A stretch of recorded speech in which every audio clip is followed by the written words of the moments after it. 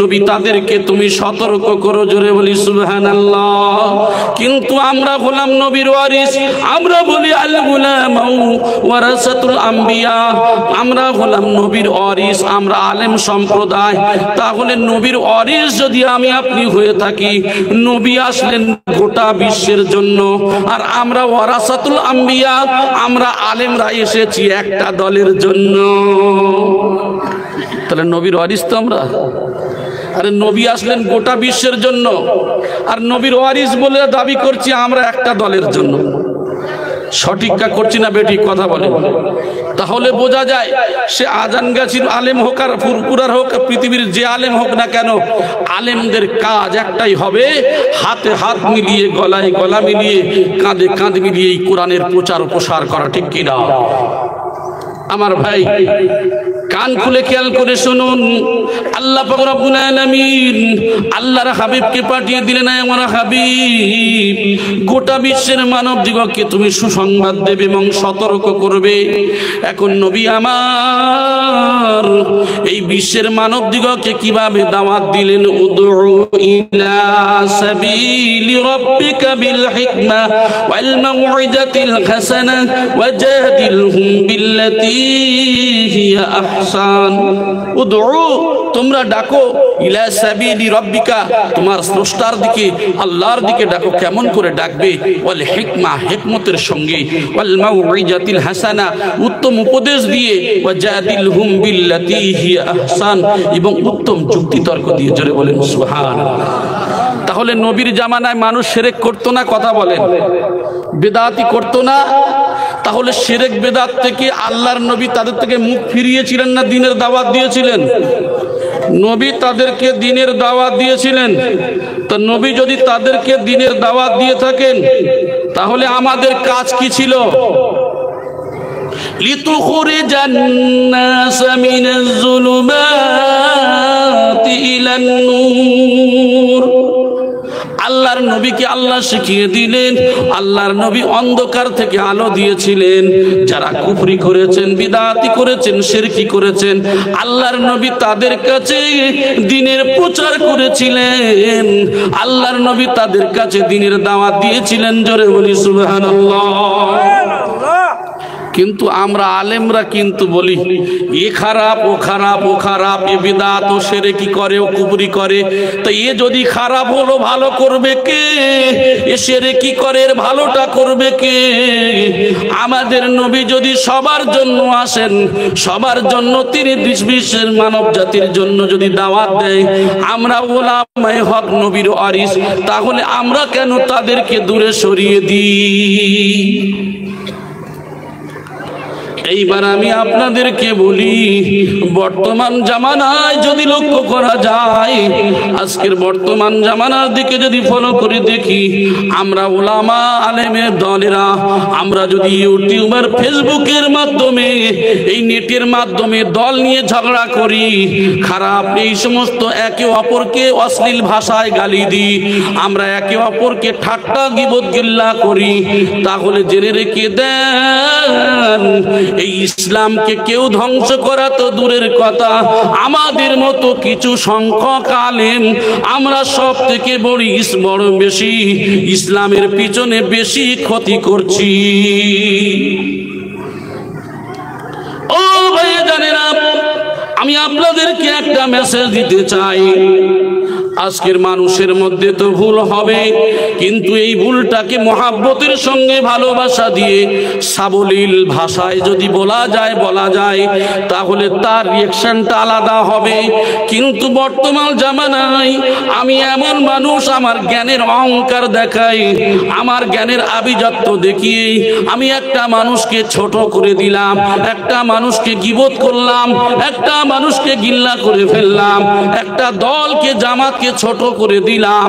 তবে জেনে রেখে দেন, এখানে যদি আমি মানুষ হিসাবে আমি যতটুকু বুঝি, কারণ আমার মধ্যে যদি অহংকার আসে যে আমার মতো জ্ঞানী আর কোনো দল, কোনো সিলসিলা নেই।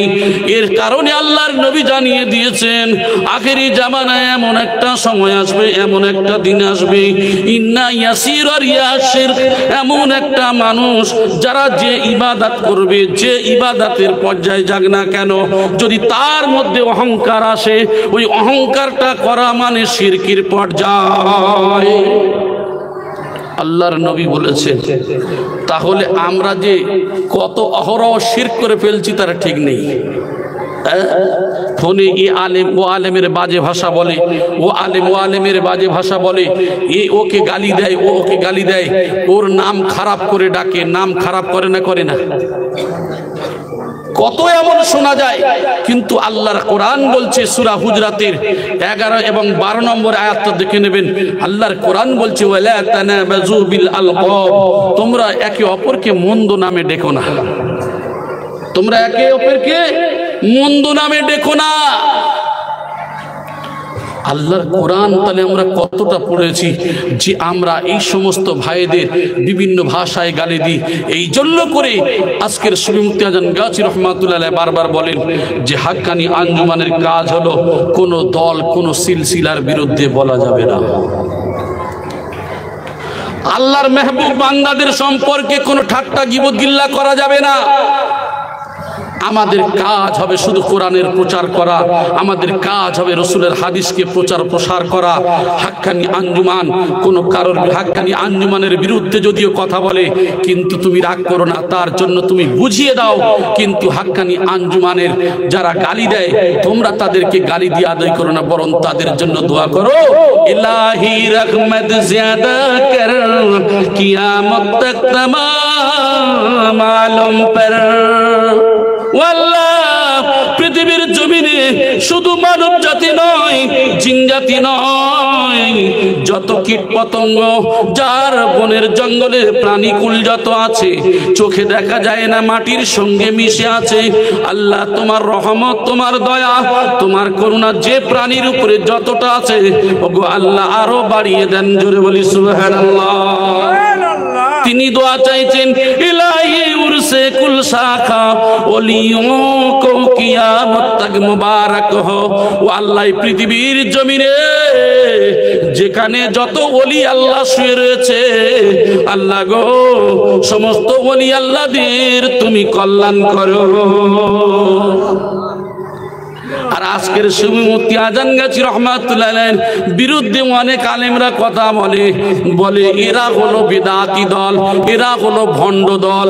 কারণটা কি? বলে বিনা কাজায় 5 ওয়াক্ত নামাজ পড়তে হবে।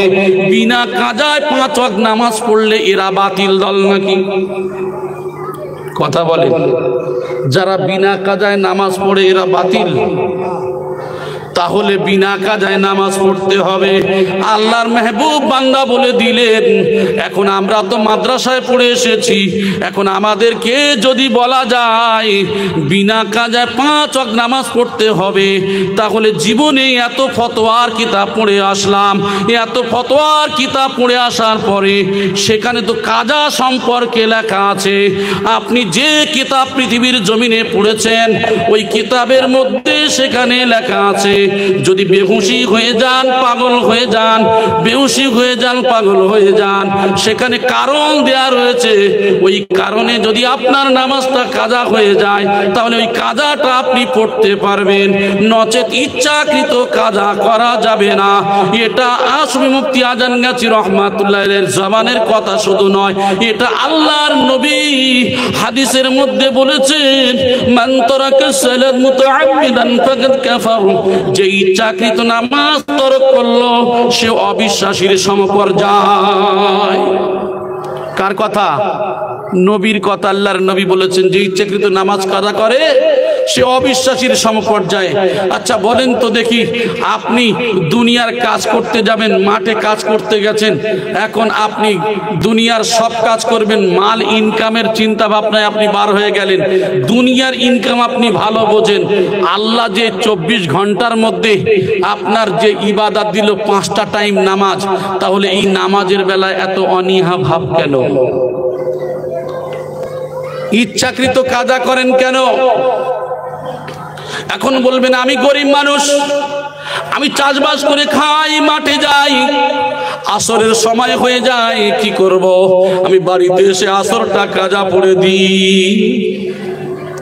শফি মুফতি আজান গাজী রহমাতুল্লাহ আলাইহি, আমি যে মাদ্রাসায় পড়লাম ওই মাদ্রাসা উনিও পড়লেন, কিন্তু উনি ফতোয়া দিলেন না, না আমি বললাম কাজাটা পড়ে দিও, আর তিনি বললেন বাবা কাজা করবে না, আল্লাহর ভয়ে যদি থাকে একটা পবিত্র মাটি রেখে দেবে, আল্লাহর ভয় যদি থাকে একটা তামি তুমি কাপড় গামছার মতো রেখে দেবে, যেখানে সময় হয়ে যাবে উজুর পানি যদি পাও উজু করবে, আর উজুর পানি যদি না পাও তায়াম্মুম করে নিয়ে ওই নামাজের কাপড়টা ওই জায়গায় ফেলে দিয়ে নামাজ আদায় করবে।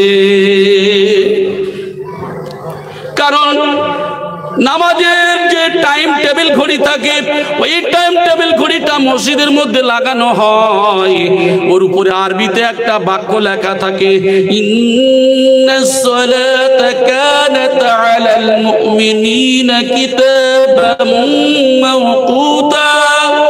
নির্দিষ্ট সময় নামাজ ফরজ। নামাজ যদি নির্দিষ্ট সময় ফরজ হয় তাহলে আপনি মাঠে থেকে বাড়ি এসে কাজা পড়ার নিয়ত করেছেন, এখন আজরাইল আপনার খালাতো ভাই মাঠে গিয়ে আপনার ধরে ফেলেছে, ওখান থেকে বাড়ি এসে কাজা পড়বেন, তার আগে খবর হয়ে গেল, আল্লাহর অর্ডার হয়ে গেল, আপনি কি করবেন?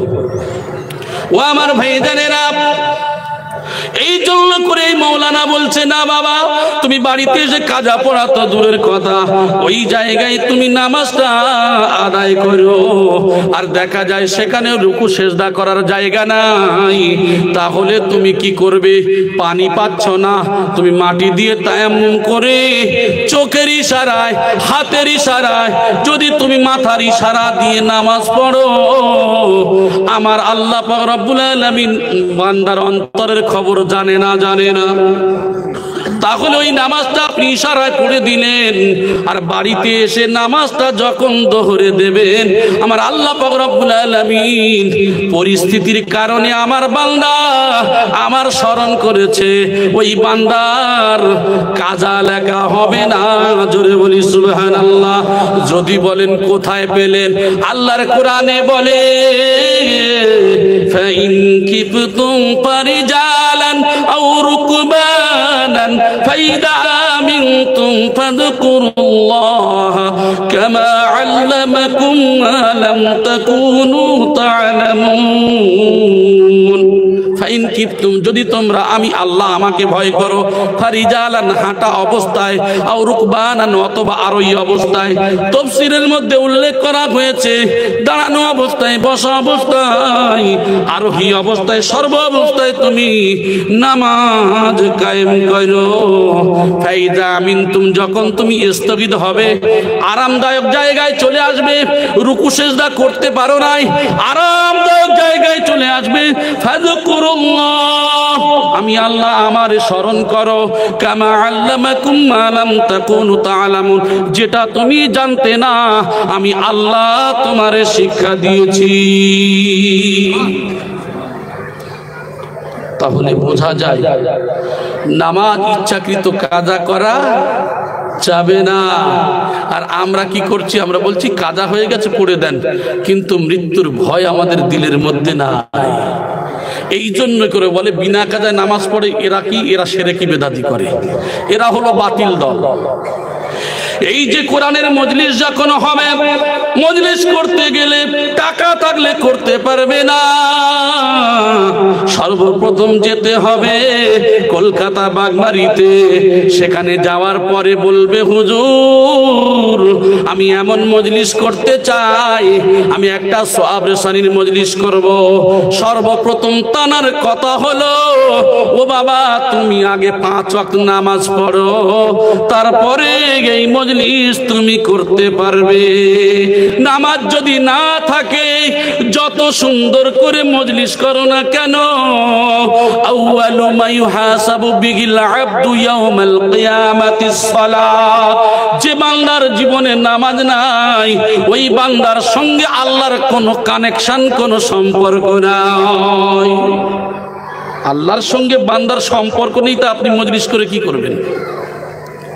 সর্বপ্রথম আপনার টাকায় আপনি মজলিস করবেন, আবার ওই মাওলানা সাহেব বলে দিচ্ছেন, ওই মুফতি সাহেব বলছেন, ওই পীর বলছেন, ওই ফকির বলছেন, ওই দস্তগীর বলছেন, যে ভাষায় বলেন না কেন, বলছে বাবা তোমার টাকা থাকলে হবে না, সর্বপ্রথম তোমার নামাজ পড়তে হবে, তারপরে বাবা সুদের সঙ্গে সম্পর্ক রাখা যাবে না।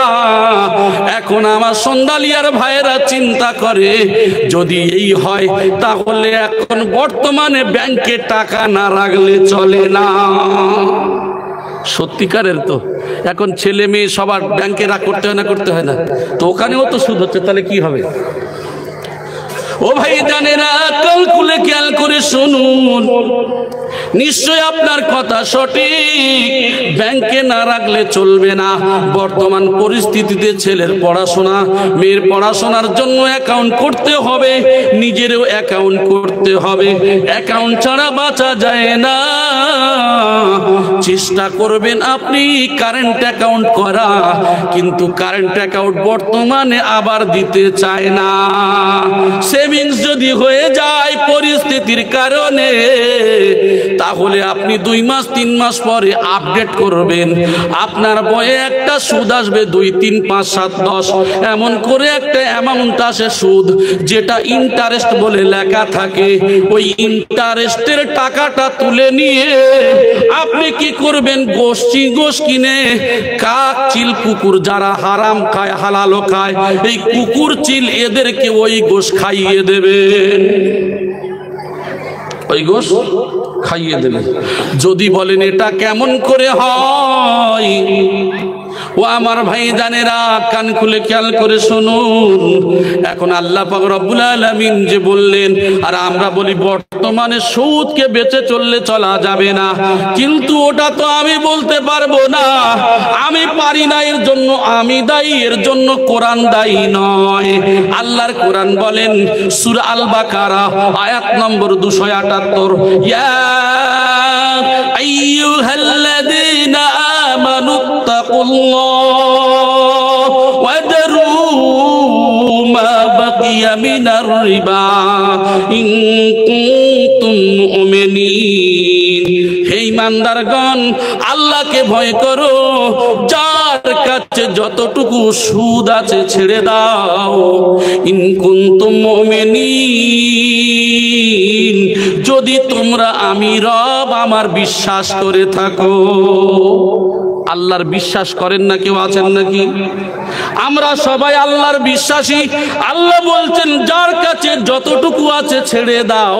ইন কুনতুম মুমিনিন, যদি তোমরা মুমিন হও, আমি আল্লাহ আমার বিশ্বাস করে থাকো। আর যদি না ছাড়ো তাহলে জেনে রেখে দিও সূরা আল বাকারা আয়াত নম্বর 279, সব থেকে বড় গুনাহ হলো আল্লাহ বলছেন ফাইল্লাম তাফআলু ফাজানু বিহারবিন মিনাল্লাহি ওয়া রাসূলিহি। আমি আল্লাহ আমার রাসূলের সঙ্গে যুদ্ধের ঘোষণা রইল। নাউজুবিল্লাহ বলে। বোকা মুসলমান কতদিন বাঁচবেন? 5 বছর, 10 বছর, 20 বছর, একদিন, 1 সেকেন্ড, কার কেমন হায়াত আছে আল্লাহ পাকই জানেন। তাহলে আমরা কি এইভাবে ছেলে মেয়েদের চিন্তা করে হারাম উপার্জন করে হারাম উপায়ে ইনকাম করে কবরে চলে যাব, কবরে গিয়ে আমি ডান্ডা খাবো আর ছেলে ভালো থাকবে, এটা করা ভালো বলে মনে হয়? কত বোকা মুসলমান আমরা। যদি বলেন কোথায় পেলেন, আমি কোরআন থেকে বললাম, অনেক দলিল দেওয়া যাবে, তবে আমি রাসূলের হাদিস এবারে নিয়ে আসি। আল্লাহর নবী বলছেন, ওয়ান জাবিরিন রাদিয়াল্লাহু তাআলা আনহু ক্বালা লাআনা রাসূলুল্লাহ সাল্লাল্লাহু আলাইহি ওয়াসাল্লাম আকিলুর রিবা মাওকিলাহু ওয়া কাতিবাহু ওয়া শাহিদাইহি ওয়া ক্বালা হুম সাওয়াউন। 4 ব্যক্তির উপরে লানত করেছে, যে সুদ খেলো, যে দিল, যে লিখলো, যে সাক্ষ্য থাকলো, এরা হলো সমান সমান গুনাহগার। এখন বলবেন তাহলে উপায় কি? তবে আর 2-4টে হাদিস আমি শুনিয়ে দিই। আল্লাহর নবী আরো জানিয়ে দিল, যে ব্যক্তি সুদের সঙ্গে সম্পর্ক রাখবে তবে জেনে রেখে দাও, মায়ের সঙ্গে, আপন মায়ের সঙ্গে বিবাহ করে জিনা করার গুনাহ। অন্য হাদিসে বলা হয়েছে 36 বার আপন এমন করে 36 বার আপন মায়ের সঙ্গে জিনা করার গুনাহ। এত নোংরা কাজ কোনো মানুষ করতে পারবে বলে মনে হয়? ও ভাই জানেরা, টাকা ইনকামের জন্য আমার মা বোনেরা বন্ধনের সঙ্গে যুক্ত। আমার ভাই জানেরা, বাড়িতে বাড়িতে, গ্রামে গঞ্জে এখন নিজেদের ফ্যামিলির মধ্যে 3 জন 4 জন রয়েছে যাদের হালাল উপায় উপার্জন করলে আরামে সংসার চলে যায়, কিন্তু এমন ফ্যামিলিতেও অভাব নয়, স্বভাবে তারা এই কাজগুলি করে থাকে।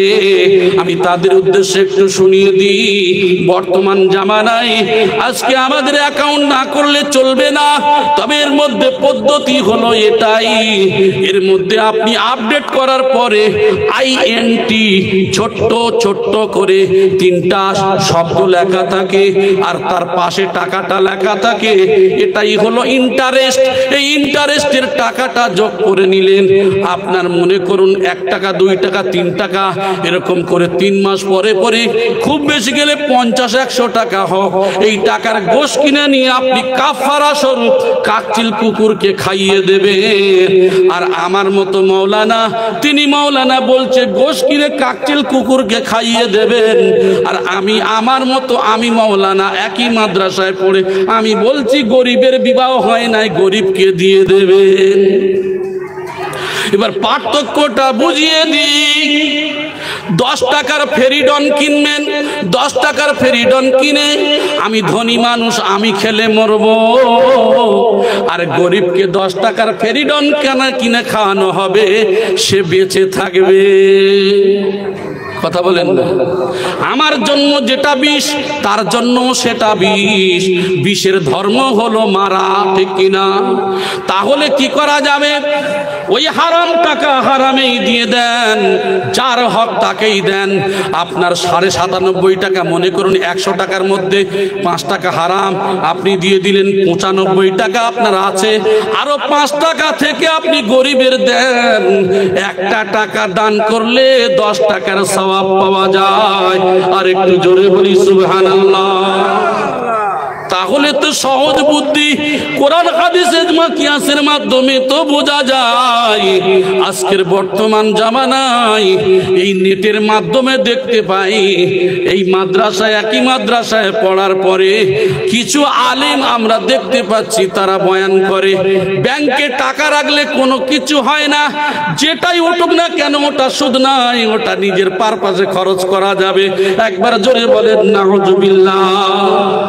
ব্যাংক যেখানে লিখছে এটার ইন্টারেস্ট, এটা সুদ, আর আমার মতো আলেম আমি বলছি এটা এটা কোনো সুদ নয়, এটা নিজের পারপাসে ব্যবহার করা যাবে।